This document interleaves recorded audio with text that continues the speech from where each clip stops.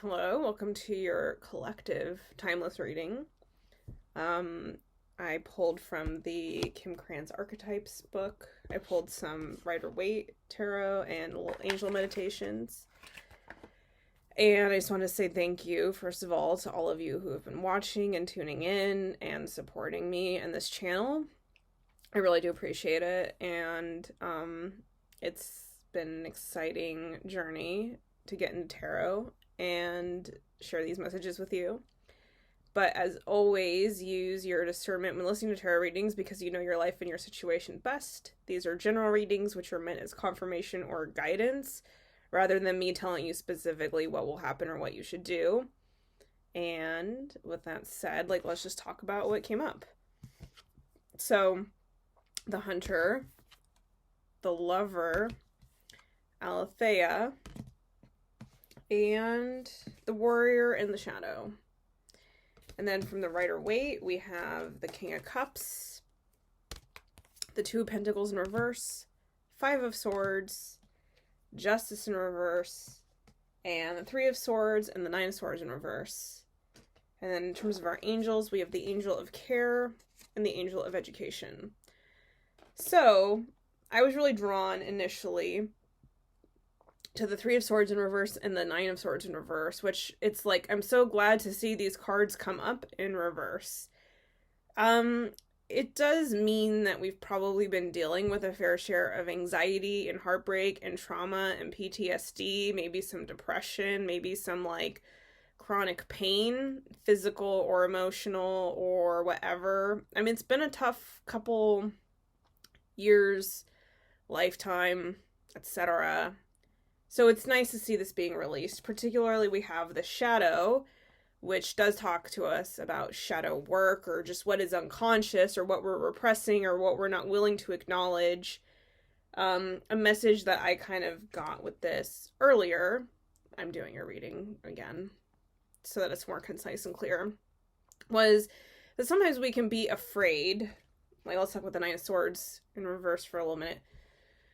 We can be afraid but not be consciously aware that we're afraid. And what I mean by that is sometimes we unconsciously limit ourselves and put ourselves into a comfort zone and create all these reasons why we can't escape our comfort zone or why we're not going to leave our comfort zone.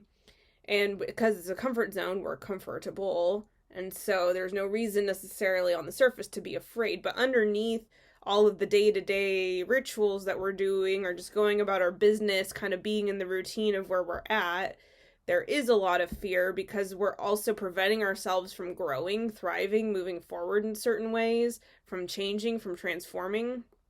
So I think the Shadow is speaking to a little bit of the ways that we've maybe been unconsciously keeping ourselves stuck and the ways that maybe we are underneath it all afraid and therefore staying in the thing that we know, even if it's the devil that we know, right? Even if we're not completely happy or let's just say it's chronic pain.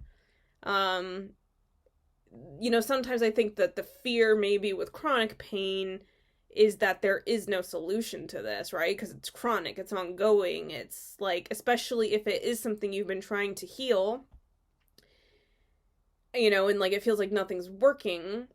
I think that we can kind of succumb to it a little bit and then just feel like it's scary to imagine healing at this point because I've committed almost to dealing and grappling with the pain that I'm in. I hope that makes sense. I'm not trying to shame or victim blame any of us because I'm certainly struggling in my own way with some of these themes. I'm on the same journey, so I'm not here to say anything I know so much and you gotta do this. It's more how can we kind of look at what we're dealing with in a new way and maybe asking ourselves some new questions about the possibility that maybe the things we're blaming other people for or the things we've given up on or the things that we've sort of just resigned ourselves to, is there maybe an underlying layer of fear that is kind of driving that equation. And maybe it's a fear, again, that we're not even consciously aware of, right? Like, we're not, like, actively fearing our lives every day, but it's just kind of like this pervasive sense of, like, something's kind of wrong, like, some things could be better, like, it just seems like there should be more to life, but, like, maybe there isn't, so I'm gonna, like, just deal. Or, like, heartbreak, kind of, right? Like, an example of this would be, like, you know, in love, maybe you used to have an anxious attachment style and you got your heart severely broken, and now that's become an avoidant attachment style where you don't get your heart broken anymore because you just don't put yourself out there anymore. You're not even trying to date. So it's like you're not actively, like, scared of intimacy because you're not even dating, right? So it's, like, not something you're aware is an underlying fear kind of, like, preventing you from even taking those chances. That's the shadow, and we're doing some shadow work here. I'm doing this reading as of Scorpio season, and I think I'm viewing this reading as a collective message for us to all kind of wrap up 2021. But again, if you find this in 2027, it's still your message.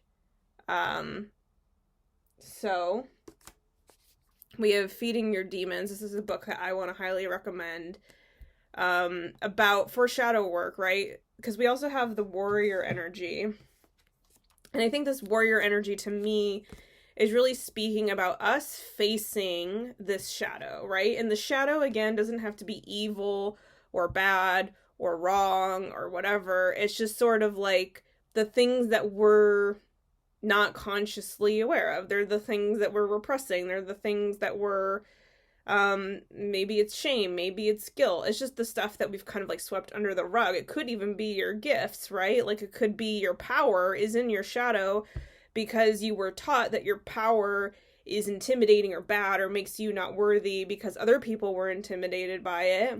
And so then you were like, oh, okay, like, this part of me that is very powerful is not something I can trust. So I'm going to put it in the shadow and I'm not going to, like, wield my own power. I'm going to be. And then so that can play out as, like, I feel like a victim all the time. But maybe that's just, it's kind of like that whole, like, metaphor of, like, the elephant who, as a baby, was, like, chained to a fence, and then it grows up, and it could, like, easily knock down that fence, but it was, like, conditioned to believe that it's tied to that thing, and so it doesn't even try to escape. That's sort of the energy I'm talking about. Which is just to say the warrior, to me, is less about fighting, because if there is an internal battle, or if there are kind of, like, pieces of your psyche that are at odds with yourself, or pieces of your psyche that are kind of, like, unconsciously controlling the show in a negative aspect, negative only meaning things that aren't really serving our growth and things that, like, aren't really, like, the choices we want to be making on a conscious level, but they're just kind of, like, the patterns we've, like, found ourselves in. The warrior, I think, is facing all of that. And so that's, like, not necessarily, I don't want to, like, say the warrior is always about, like, a fight, because here we have Feeding Your Demons, and Feeding Your Demons is a meditation practice that is shadow work, and it's basically about facing the repressed parts of yourselves and actively addressing them and actively having a conversation with the, you know, with the parts of ourselves that we just kind of take for granted as things we're going to have to cope and deal with. For example, this stuff that I was talking about earlier. Our past heartbreak, our trauma, our PTSD, our wounds, our how we've been, like, kind of, you know, conditioned by the world in a certain regard to maybe even hide out of, like, a sense of safety, that whole thing of comfort zone coming up again. So the warrior, to me, is, like, definitely, like, let's just face it. And, like, facing it doesn't have to be about all these fights. It doesn't have to be about creating conditions where you get more wounds. It doesn't have to be, I think the warrior, especially with the rainbow, is kind of like, how can you illuminate this, and how can you use your bravery and your courage to kind of have these, like, inner conversations with the parts of yourself that are scary or whatever. And I'll leave a link below that, like, kind of guides you through the Feeding Your Demons meditation if you're interested. I did in a previous video explain it all, but I think you can read for yourself if you're interested. But it's like, I think it's a good, I think this is just good for a collective message, because I think we all have our demons, and it's like something that feels like it's really coming up for the collective, is like I mean, that's like kind of why I named this channel The Revolutionary Revolution, because it's like, if you really want to revolutionize the world, like, where is it within ourselves to revolutionize how we see the world, how we act, how we behave, how we, like, heal ourselves, and how does that, like, reflect into, like, as above, so below, like, that's the whole thing, right? Like, so the more of this inner healing shadow work that we can do to kind of release, like, our own trauma, our own pain, our own, like, conditioning, our own ways we're keeping ourselves stuck, or our own ways that, like, we're maybe perpetuating harm, like, unconsciously. I'm not saying we're all doing that, but that could be part of what happens, right? Like, when we aren't able to take accountability for our own pain, sometimes we can make it about someone else, or make it about them hurting us, without really being able to see our own part in it. I mean, I know for myself, like, there are certain relationships I have where I'm like, oh, if only that person did blah, blah, blah, like, why won't they do X, Y, Z? And it's, like, hard for me to be like, oh, I don't do X, Y, Z completely either, you know? Like, I'm so mad at this person for not doing whatever, but am I really completely doing it? So these are the kinds of questions I think we're facing and doing, and it's all just so we can release this stuff, so that it's not controlling us anymore. And that's the whole thing with feeding your demons too, is that, like, you feed your demons, you ask these parts of yourself that are in pain these questions. What do you need? Okay, I'm just going to explain it anyway. What do you need? What do you want? What do you want? What do you need? And then how will you feel if you get what you need?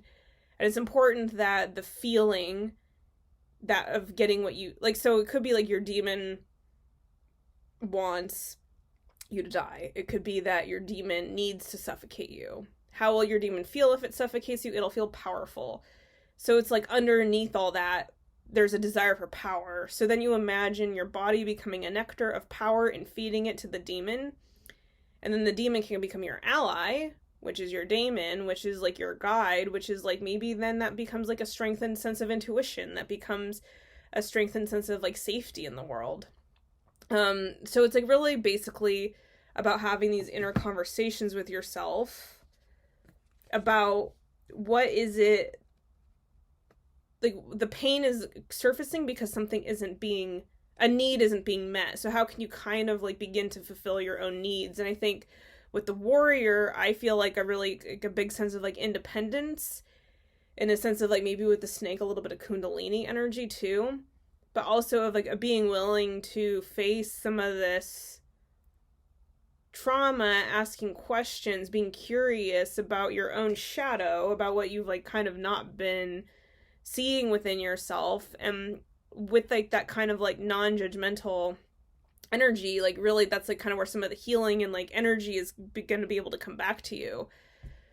Another thing about all this is that, oh yes, I was reading more about, like, shadow work, and another thing that was recommended was, like, self-validation is, like, a really key part of self-love. Like, again, the warrior, like, a lot of this to me is, like, again, not about fights, but about finding that strength, bravery, courage to take care of yourself and kind of, like, deal with what's the pain underneath it all. And then when you can validate yourself, or give yourself the peace that you need, or the love that you need, or the power that you need, then you kind of free up some of that energy that's tied up in all that tension of, like, I'm not getting what I need, because you're, like, learning how to provide it for yourself and be brave and courageous in facing kind of where you've been stuck or afraid. And then the other part is that this is all energy, so, like, dancing or yoga, like, kind of, like, shaking it out can be helpful. So that's that message, and that's kind of where we're starting collective, is we're really wrapping up, tying up loose ends of things that we're just, like, not gonna be carrying with us into this next chapter. Doing the shadow work, being brave, being a warrior, and facing it all. So then there's, like, kind of some other tricky energy here that feels like a separate message. which is Justice in Reverse and the Five of Swords, and then the Aletheia card. So, this card is about truth, and I feel like it's like kind of like the truth that like we know in our bones, and then also with his like black and white, and so there's like a sense of like duality being a part of this equation too for wherever we're at. But with Justice in Reverse, I kind of wanted to say earlier that I think it's like kind of a complicated message, but and this is where I got tripped up last time. But basically, I think that on some level, injustice is always going to exist. And, okay. All right. On some level, injustice is always going to exist. And I don't say that to be negative. I just say that because it seems to be true. I don't know. And then I think this leads me to, I mean, a big part of the reason why I named this channel The Revolutionary Revolution was kind of like connecting with like, what can I as an individual do to change things, to make things better, to like combat injustice, really. And because we have so much limited control, right? Like, I can't just like walk into the government and be like, hey, you're doing this wrong, you're doing this wrong, you're doing this wrong, let's do it this way now. I can only really control my responses and my behaviors and my actions towards others. And so it's like, if I can heal, and that's what we were talking about over here with the shadow work, it's like, if I can heal what's within me and find inner peace within me, then I'm freeing up an ability for me to behave in ways that perhaps create a little bit more of the justice I seek in the world, but also with truth and with injustice in the Five of Swords in reverse. I think there's like a little bit of a cautionary tale about like basically being a hero, so to speak, like to elaborate on that. I don't think we always know what is actually in the highest good of everyone involved. We may think we know what justice looks like, but it's kind of not always for us to say. It's like, it makes me think of like Gandalf in Lord of the Rings being like, don't be so quick to deal out death and judgment. Many who deserve death get life, and many who deserve life get death. Like, who are you to like deal it out to them, basically? And I think what we mean by that in the context of this reading is like, maybe I have a certain set of values and a certain perception on what justice looks like. Oh, actually, my friend told me this story about like, in this third world country, people were wanting to like, you know, well-meaning white people in America, for example, were wanting to like get rid of all like child labor factories, which of course sounds like a very noble thing to do, right? You don't want kids working in sweatshops, but someone who lived in that country was like, but you don't understand the full extent of the situation here. Like, if those kids aren't working and making money for their families, then they're going to be sold into like sex trafficking, or they're going to be like sold as like soldiers for war, like kind of like in a way the child like sweatshops are like not as bad as the other alternatives that these kids end up getting put into. And obviously, us being here just talking about it, we'd be like, well, real justice would be making it so these kids get an education, and they're not like, not those three options aren't their only options. But, and this is such a weird example, I guess it's just the one that like kind of I remembered. But with the Five of Swords, it's like kind of the winning at all costs card. And it's kind of the like, so I just feel like there's like a little bit of like a cautionary tale about like the truth and justice and like us trying to win or us trying to be good. It kind of feels like that really the message is just like, we don't always know the full story of what's happening, and we don't always know the best way to address it. Even though we have good intentions, and even though we do want the best and the highest of everyone involved, another thing like that would be, you know, maybe you see like someone in like in an abusive relationship and you're like, they should get out. I'm going to tell them to get out. That's justice, is them getting out of this bad relationship that's so obviously bad. But like the thing is like everyone's on their own journey, so it's like also that person's soul growth like maybe depends on them liberating themselves, and also maybe there's reasons they are staying. Maybe they are planning their escape, and like they're being very careful and deliberate about it because they have more information than you have. That feels like a really big part of this, is basically like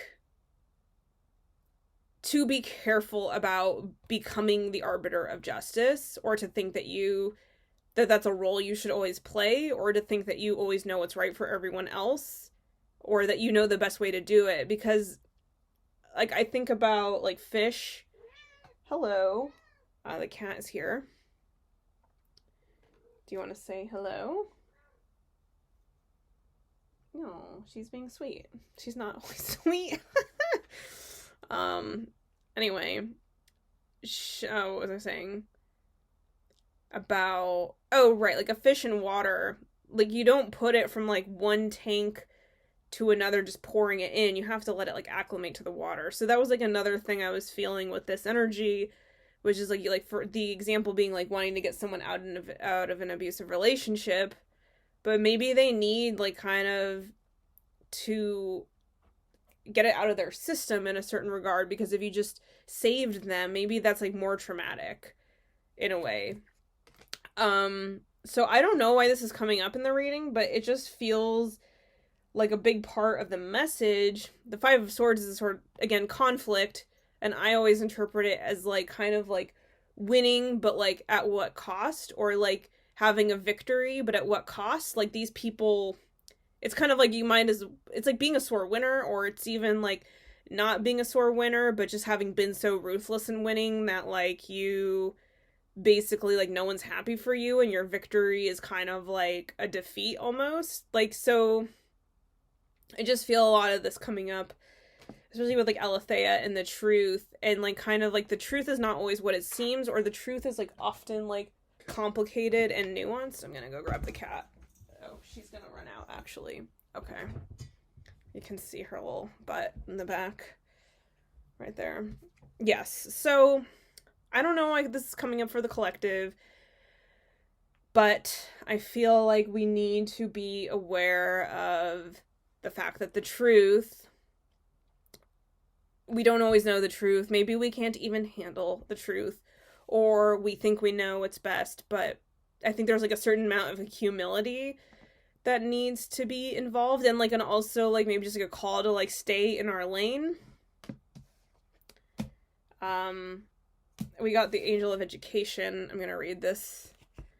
I am open to the education that is inspired by my soul. True knowledge comes to us. I'll hold this up too. When we tune into the soul, all that we receive from the external world is secondhand information.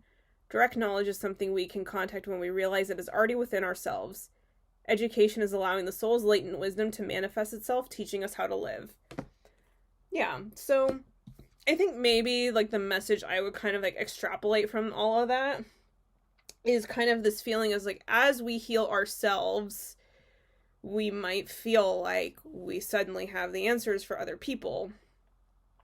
But I think Alethea, the truth, and then the Angel of Education is saying, I think all we can really do is continue to embody the example of the values that we do have, instead of trying to impose and enforce those values and beliefs and modalities onto other people. So I think Alethea in Education is saying like, this is your journey, and this is your opportunity to teach, is by embodying what you've learned and embodying your own truth and embodying your own values by acting them out in opportunities where it is your business, as opposed to making other people's business your own. And again, that's exactly why this is the revolutionary revolution, right? It's like, if I heal myself, then I'm, freeing up energy to be the revolution, instead of trying to like force a revolution on someone else who maybe isn't ready for a revolution for whatever reason, because it's where they're at in their process. Aletheia, truth. So I feel like there's like just a call to honor that this is our own journey at the end of the day, and that all we're really responsible for, other than children that we might actually be responsible for, who are our own, is ourselves. So, now, that said, so the reading, to recap so far, is like facing the shadow, doing a lot of like bravery, kind of like healing work, releasing trauma and heartbreak and anxiety and depression by facing it and having inner conversations with the psyche to kind of understand what the ally needs, but in kind of reclaiming some of our own power, being careful not to like impose our will onto other people when it's kind of none of our business, even though we think it may be our business, realizing that it's not, because the truth is the best way we can heal others is just by continuing to be the embodiment of everything we've learned with the Angel of Education. Okay. Phew. Okay, now let's move on to the next message. We got the Hunter, the King of Cups, love it, the Two of Pentacles in reverse, and the Lover. And I love that the Lover is a swan. And we have the Angel of Care. I'll read the Angel of Care first. The Angel of Care. I am filled with joy as I care for people and things and all of nature. Loving care is the soul touch of light in everything we do. Beyond consciousness of order and balance, when we care for all with which we have been entrusted, there is also an attraction of invisible helpers that begin to cooperate with the success of what we are creating. So I'm kind of interpreting this as like when we, beyond consciousness of order and balance, when we care for all that which we have been entrusted, there's also an attraction of invisible helpers that begin to cooperate with the success of what we were creating. I mean, that feels like almost like a riddle.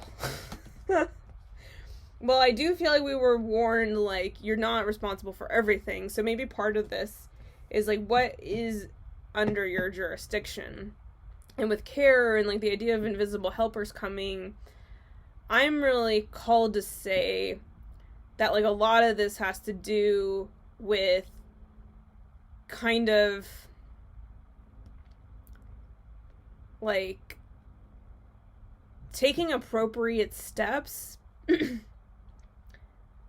in ways that allow people to come to you and to, I mean, like with tarot, right? Like, I'm theoretically doing healing work, even though I'm on my own healing journey, but I find it important in my work that I'm not telling you what to do or what to believe or whatever. I'm just sharing basically my own journey with you, and if that serves you, then that's great.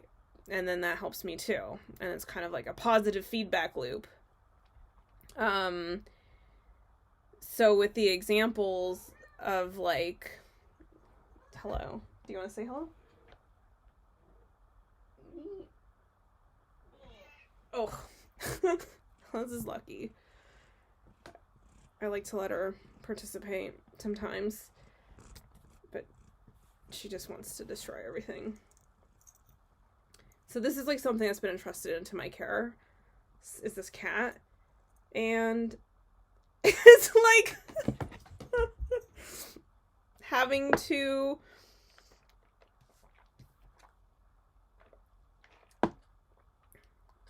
okay, I'm being a little spacey all of a sudden. A little unfocused. We got the Two of Pentacles in reverse. And this is things being out of balance. And like there is this whole weird esoteric conversation about justice and what that means and what we're responsible for and what we're not responsible for. And I was just mentioning tarot and then the cat. And I think with all of these things, it's like there's like a certain relationship involved. To bring it back to the example of like kids in sweatshops, it's like I think with the Angel of Care and the Two of Pentacles and maybe justice being in reverse, it's like these are certainly situations that are not ideal and that should be resolved in some fashion, But the cautionary tale was like the ways we think we might need to address things might actually just create more problems or harm, more imbalance in the process. And I think that a lot of this feels like having conversations, meaning like if I see a problem, if I see something that I feel responsible for, if I feel like there's something that is like entrusted in my care, you know, and it involves especially someone else, and it involves creating a certain sense of balance, but there is an imbalance. I think a lot of this is like learning more, gaining more information, and kind of understanding your position within the ecosystem as it is, and kind of like learning where you can make that difference. Like I did mention like the fish in the fish tank and like how you don't like shock the system. So maybe part of like being a warrior for others, and like maybe part of like the healing work of like implementing your own healing work and sharing your truth with others is, yes, like as I mentioned before, like embodying it, but also with education and with care, it's kind of like learning more about what makes sense for you to do, right?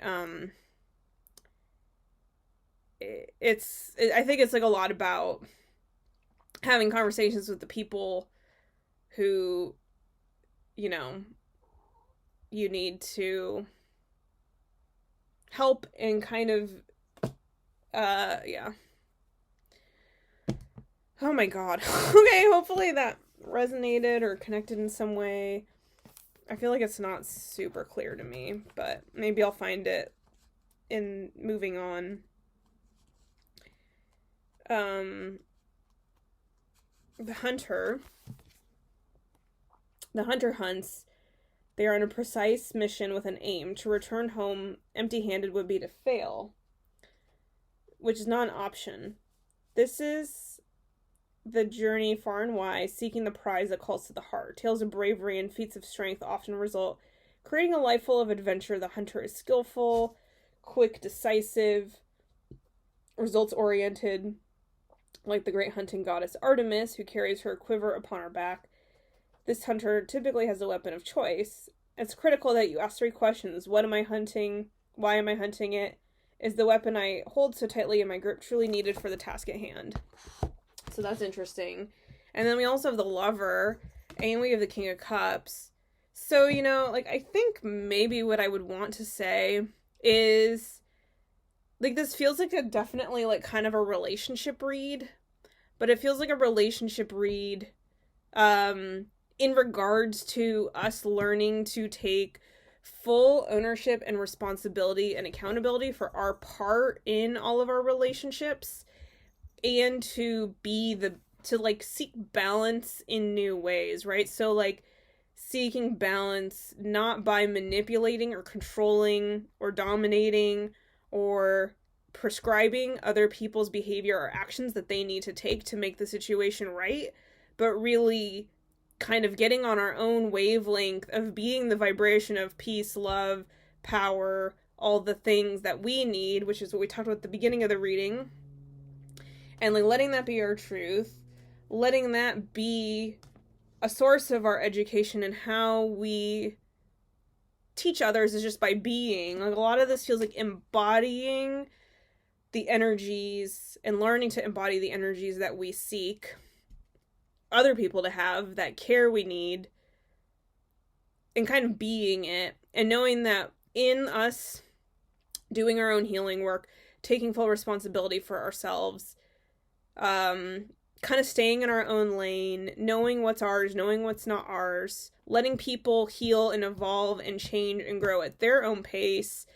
That's kind of the best way forward to creating harmony and lasting partnerships and connections and healing and peace that's really actually going to serve the highest good of everyone involved, instead of just being kind of our egos acting out like this justice play, if that makes any sense.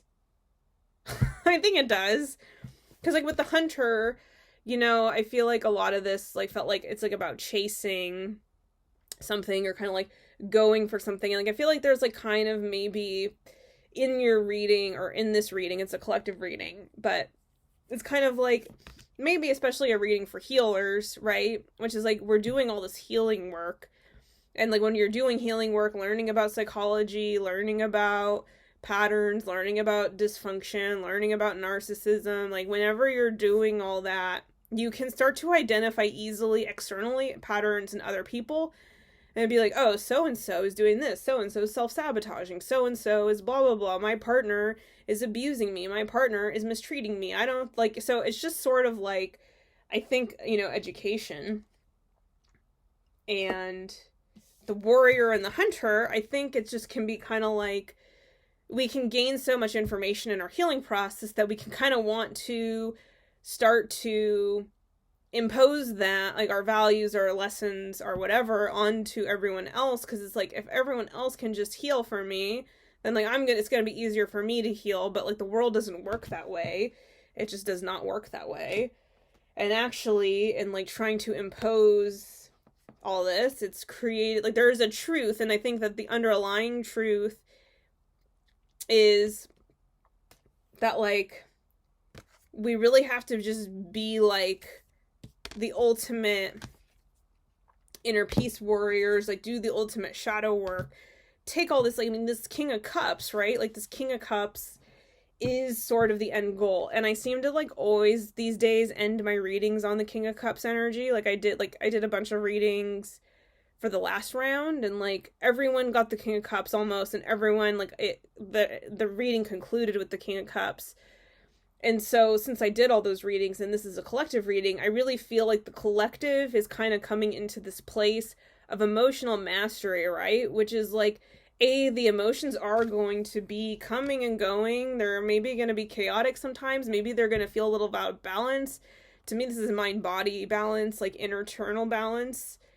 But that's like the whole message, is like, maybe part of the external chaos we're experiencing is a reflection of the external chaos is a reflection of our internal chaos.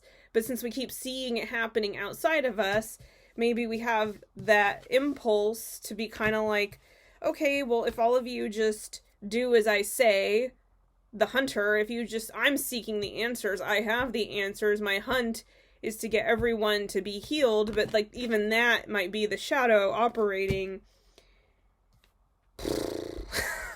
Okay, so, true care is like caring from a place of like caring for yourself and caring for people in a way that actually serves them, which again, I mentioned conversations, like kind of like having the full other people's truths be a part of the equation and not just your truth. And this emotional mastery is, I'm taking accountability for all my feelings. I'm letting people have their feelings. I'm kind of like learning to ride these waves in a way where, like, even if things externally feel out of balance, I'm able to be balanced within it, if that makes any sense, right? Like, a lot of it is like surfing the waves of chaos is sort of like the way to fully heal, because like the world, as long as, I don't think in my lifetime we're gonna have world peace. Maybe we will. I'd love to be proven wrong. But, I think that a lot of this is about the internal kind of like Yoda, right? Like, Yoda in Star Wars does not seem totally phased all the time, right? He's a pretty chill dude, and he kind of like trusts in the Force, and he's like, things are coming and going, and like, I'm a Zen master basically. Meanwhile, like, the Empire is threatening to take over everyone, and there is a real war at stake. But he's not like engaging in the like anxiety of that. He's staying balanced in his emotions and treating everything that comes at him with kind of a balanced state of mind and body, and continuing to do the inner healing work is how you can kind of maintain that emotional mastery, so that when these challenges do come, you're able to meet them with clear intuition, with all your power, with all your energy, able to kind of care for things in the best way possible. And then I'm going to end on the Lover, actually. I mean, the King of Cups and the Lover. But I think, like, the Lover, of course, could be romantic love. And it feels like this was a little bit of a relationship read. So it's like, but, like, beyond romance, like, or even thinking about, like, maybe romance being true for all relationships, right? Which, I mean, okay, the cat, hold on. No. She was getting into something. Okay. Leaves. Okay. You know, romance, meaning intimacy, meaning like connection, like deep connection and vulnerability. You know, you can have platonic romantic relationships too, where it's like two people who really see each other and like really like give and receive reciprocally and like help each other in their healing and like respect one another's boundaries. I feel like the lover energy to me speaks to like maybe this journey, this whole point of this, and like all of this, these weird conversations is about like how do we show up in the world in such a way where we are being the lover, where we are being the King of Cups, where we are kind of like like letting ourselves continue to do our healing work, and then letting our healing work inform a state of being that other people can respond to in a safe way, where we can meet other people where they're at, not control them, not kind of expect everything to bend to our will or our perception, and kind of like this radical acceptance of everything as it is while still having the desire for more healing. Like loving everything, loving everyone, right? And really kind of like getting into that state of mind and place as the way that we do bring about ultimately justice in the world, is by being the change we seek. Being, again, to bring it back to the whole concept of this channel, we are the revolution. You are the revolution by being you, doing the healing work, by being the lover, by being the person who like gives love in the world and who has control over their emotions, so that you're taking full responsibility for yourself and your part in everything, and you're able to show up in the most equanimous way possible, the most nurturing way possible, the most vulnerable way possible, while still honoring your own boundaries and your own needs for whatever it is that you need. But since you're a master of your emotions, being able to speak that and being able to like love yourself too, validate yourself, so that like kind of like you are the positive energy that is the healing ultimately, without having to prescribe it to everyone else and tell them how to do it. It's like you are being it, so then you are creating more energy available to others to embody that, so that they can be it too, so that like it kind of is a ripple effect that you don't have to control and manipulate to happen. And it just starts within you doing it, you loving the world and yourself as it is, doing that radical love, self-healing, master of emotions work. And then you're a Jedi master, and then you train other Jedis who can then go out, and then it just kind of becomes, that's the change. That's the positive conclusion. This is a long reading, but it was also a collective reading, and it's also probably one of the last readings I'm going to do this year. I might do a 2022 read. We'll see if I have time. If it comes up, I'll definitely do that. And I love you. If you do want a personal read, I'm still offering those. You can find the links on my website below. It'd be nice to check in with you for a one-on-one. And until then, I'll see you again next time. Love you. Bye.